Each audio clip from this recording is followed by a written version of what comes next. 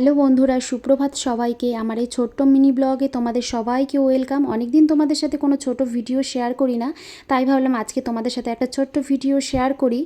সকালের কাজবাজ তো আমার মোটামুটি কমপ্লিট, আর স্নানটা এখন আর করলাম না, তার কারণ আমার ঘুম থেকে উঠতে অলরেডি অনেক লেট হয়ে গেছে।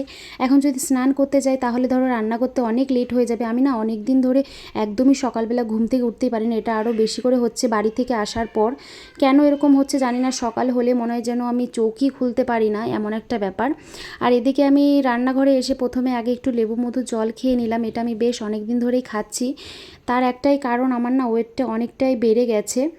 ওয়েট বাড়ার কারণে আমি কিন্তু জানো তো সকালবেলা ভাতটা খাওয়াও বন্ধ করে দিয়েছি। সকালবেলা রান্নাবান্না করি ঠিকই, কিন্তু নিজে না ভাত খাই না। ভাত খাওয়ার যেহেতু অভ্যাস, বিশ্বাস করো মনে হয় যেন ভাতই খেয়ে নিই, কিন্তু আমি ভাত খাওয়াটা বন্ধ করে দিয়েছি। যাই হোক, সকালের খাবারটা আমি এখন খাচ্ছি। আর এখন কিন্তু বেশ অনেক দিন ধরে সকালবেলা আমি একটু চিড়ে দিয়ে টক দই, ওটস, ওটস অমলেট এসবই খাওয়ার চেষ্টা করছি। এদিকে দেখো, কথা বলতে বলতে তোমাদের সাথে আমার সকালের রান্নাবান্না শেষ, বড় খেয়ে চলে গেছে। এদিকে এখন বাকি ছিল শুধু চিকেনটা।